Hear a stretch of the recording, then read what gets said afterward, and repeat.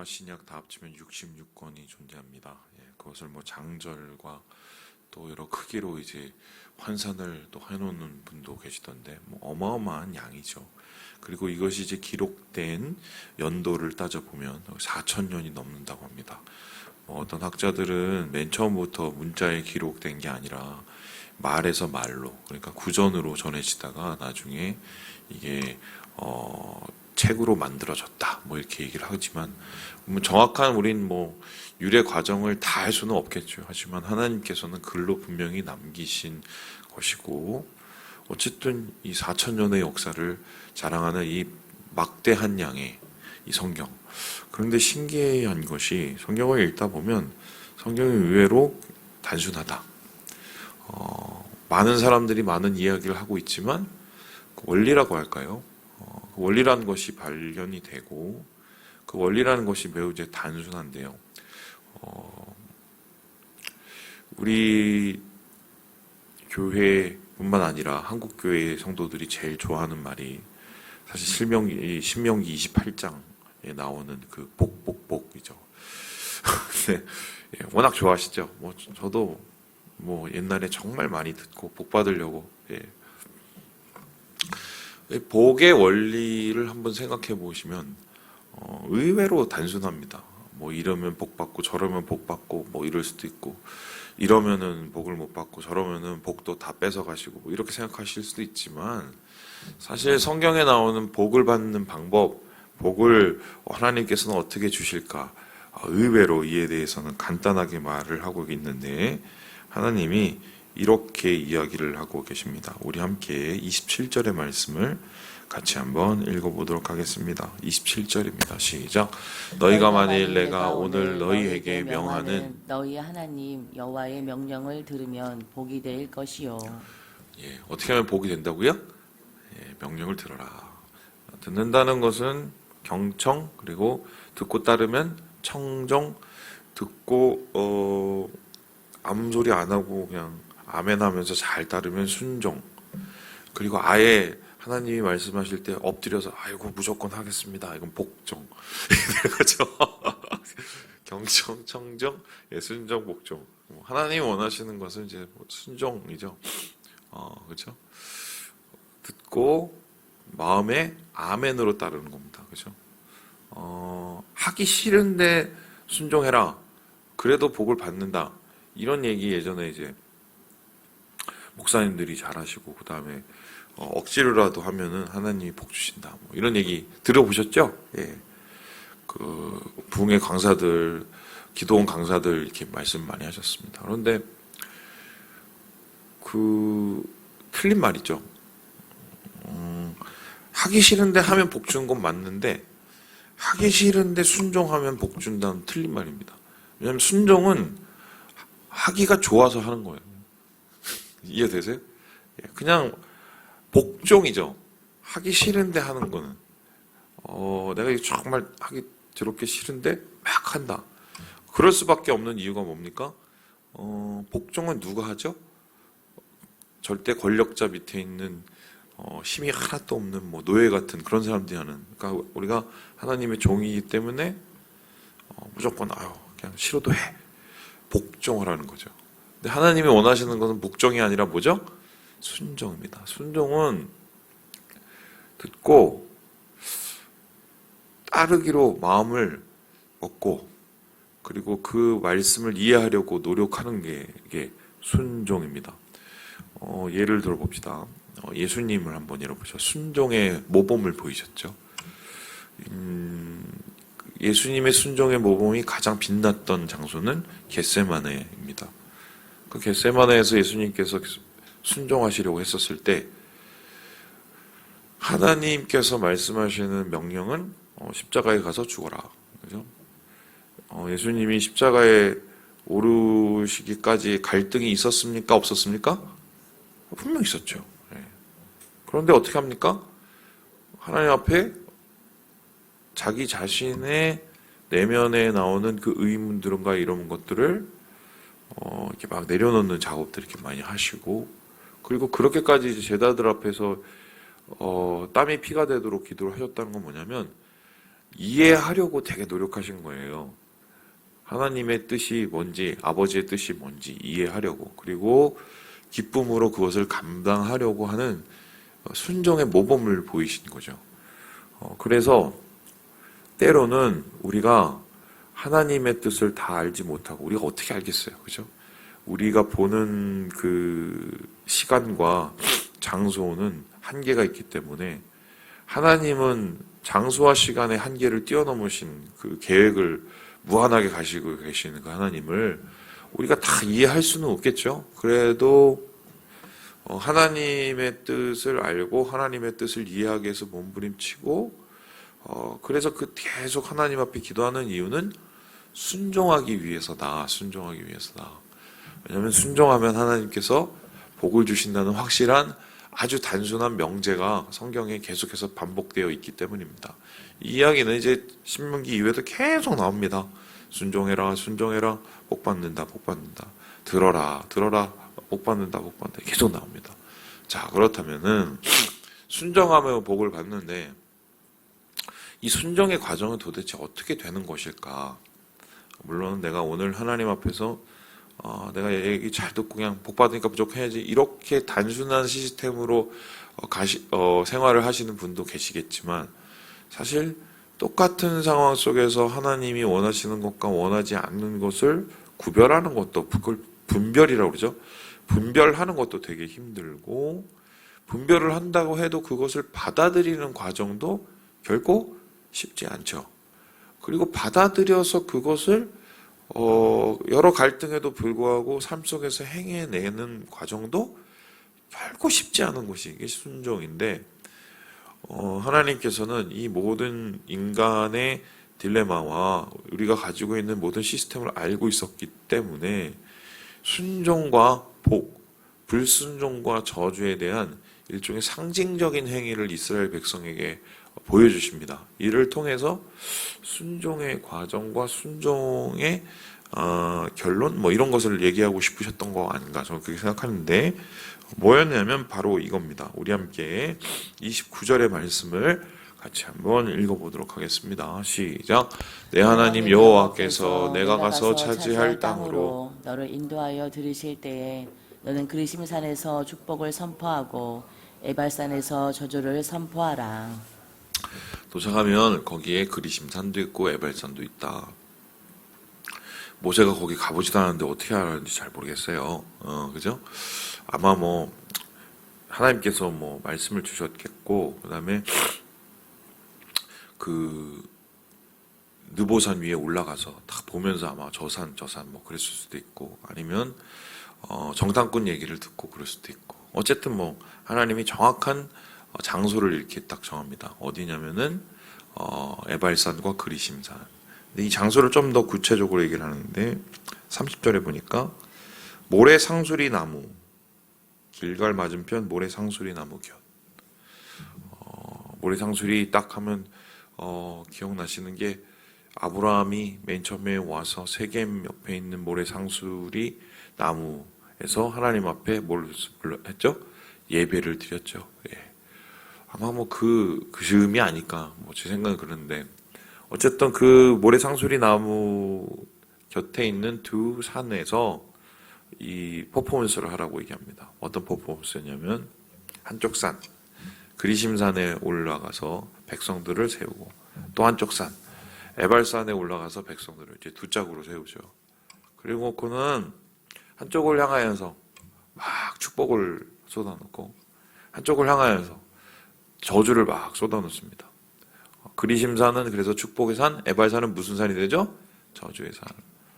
학자들이 이걸 가지고 도대체 두 산의 차이가 무엇이냐 하고 이제 열심히 찾아봅니다. 제가 가봤거든요. 별로 차이가 없어요.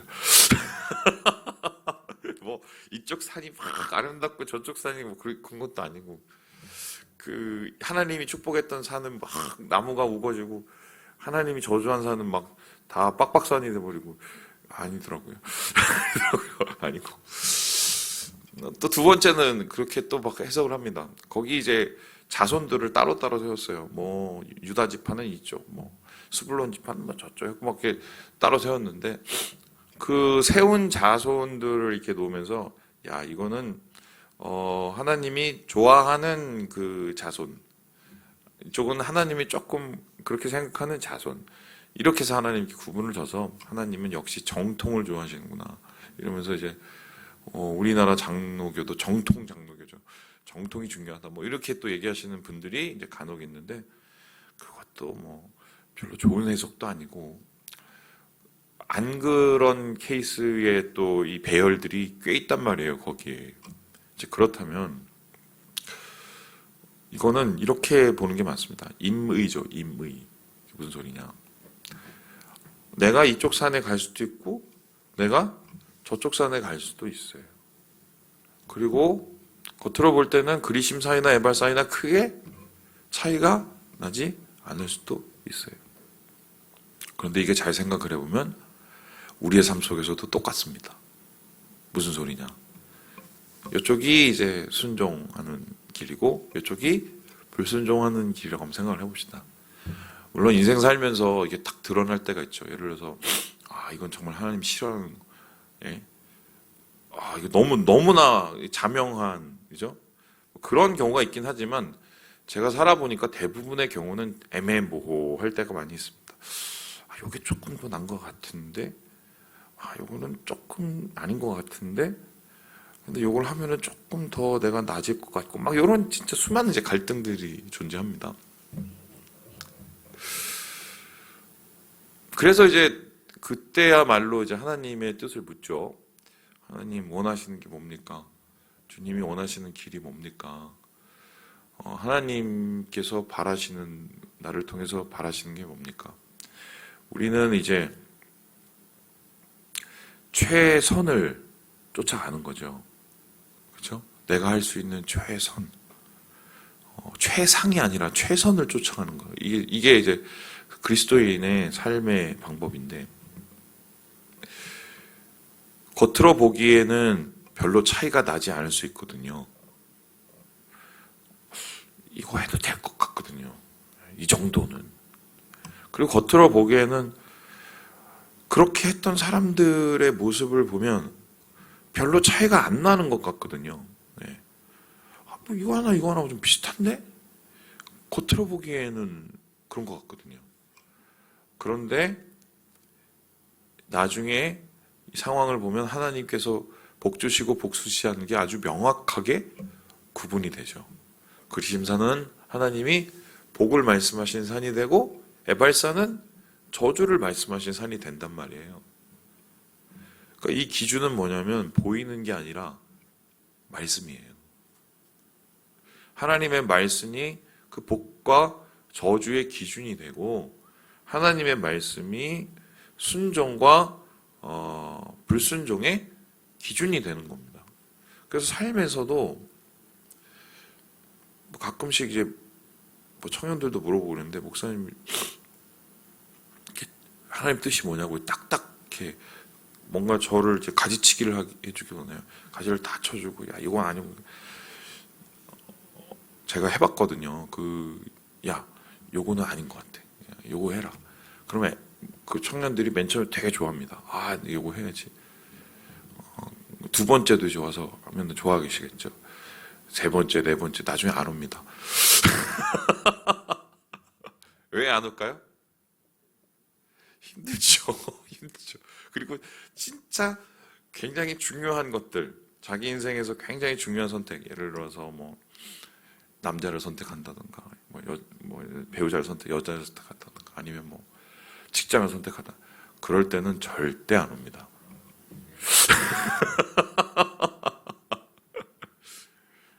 사람이 그래요. 그래서 제가 지난주에 그 청년뼈대학교 때도 이런 얘기를 했는데 순종은 기준이라기보다 태도예요. 이해가 가십니까? 네. 보통 이제 순종 이러면 기준을 이렇게 얘기하거든요. 기준은 사실 이미 있어요. 이렇게 여기 뭐 말씀에 다 이렇게. 그리고 하나님께서 초반에 이스라엘 백성들에게 말씀하셨던 그 기준들이 지금 613가지지만 율법에 그게 사실 뭐 그렇게 막 어렵거나 그런 건 아니에요. 그냥 솔직히 정신만 차리고 있으면. 근데 그거를 못하는 이유는 뭐냐면 기준을 몰라서 못하는 게 아니라 태도의 문제 때문에 못하는 겁니다. 근데 이 태도가 바뀌려면 두 가지가 바뀌어야 돼요. 뭐가 바뀌어야 되냐면 생각이 바뀌어야 되고요. 두 번째는 습관이 바뀌어야 됩니다. 이해가 되세요? 예. 생각이 안 바뀌면 행동을 못 합니다. 그래서 하나님께서 이거 좋아하시고 안 좋아하시고 내가 그것대로 따라서 살아야지, 이렇게 내가 생각이 안 바뀌면 절대로 우리가 그렇게 순종할 수가 없어요. 생각이 바뀌어야 됩니다. 두 번째로 바뀌어야 되는 게 뭐냐? 습관이 바뀌어야 됩니다. 이런 거죠. 아우, 나 이제부터는 뭐 도둑질은 잘 안 하니까 뭐가 있을까요? 뭐 거짓말 한번 생각해보자. 거짓말 하잖아요. 그냥 태어날 때부터 거짓말이 자연스러우신 분들이 있어요. 그런 분들이 있어요. 제가 만나보면 어떨 때 그러냐면 약하신 분들이 그래요. 약하신 분들이 이렇게 마음이 약하거나 아니면 주변에 있는 상황들이 좀 그렇게 자기를 약하게 만들 때 그거를 이제 모면하려고 거짓말을 이렇게 자연스럽게 하죠. 제가 아시는 한 분은 어떤 분이냐면 어떤 형제였어요. 옛날에 한번 얘기했던 것 같은데 뻔히 다 아는 거를 거짓말을 합니다. 심지어는 그 거짓말을 이렇게 나중에 다 이렇게 드러나는데도 그래도 아니라고 끝까지 우기시는 분을 제가 봤어요. 제가 청년 때 약한 사람이었어요, 되게. 예. 그런데 그런 분들이 하나님의 뜻이 뭔지를 모를까요? 알죠. 생각으로 얘기하면은 남에 대해서는 굉장히 기준을 잘 잡아줍니다. 근데 그게 삶으로 순종이 안 되는 이유가 뭐겠습니까? 습관이 해결이 안 되는 거예요. 그러면 습관을 우리가 주님께 순종의 제물로 드리기 위해서는 뭐를 해야 되느냐? 뭐를. 여기에 대해서 하나님께서 분명히 말씀을 하시는데 우리 함께 18절을 읽고 마무리해 보도록 합니다. 18절입니다. 시작. 이러므로 너희는 나의 이 말을 너희의 마음과 뜻에 두고 또 그것을 너희의 손목에 매어 기호를 삼고 너희 미간에 붙여 표를 삼으며. 이 이스라엘 백성들 진짜 이렇게 정통 유대인들 아직도 하고 있거든요. 예, 쉐마의 말씀 돌리고 붙이고 또 막 이 뭐 솔로 만들고 습관을 바꾸기 위해서 계속적인 노출을 하죠. 하나님의 선한 것과 하나님 말씀에 노출을 시켜서 반복적으로 자기 자신을 다시 한번 점검할 수 있는 그 장치를 두는 것이죠. 하나님께서는 인간을 아시기 때문에 인간의 못된 습관을 바꾸고 못된 생각을 바꾸기 위해서는 계속적으로 주님의 선한 것으로 우리의 삶을 만들어 가야 이 모든 것들을 이루어질 수 있다는 이걸 알고 계셨습니다. 그래서 하나님께서는 이러한 하나님의 순종된 자리에 이르러서 이스라엘 백성이 모두가 복받기를 바란다. 이게 오늘 이제 하나님께서 주신 에발산과 그리심산의 가장 큰 차이다. 볼 때는 다 똑같습니다. 비슷해 보여요. 네. 하지만 내가 여기도 저기도 설 수 있는. 그래서 저는 이렇게 얘기하고 싶어요.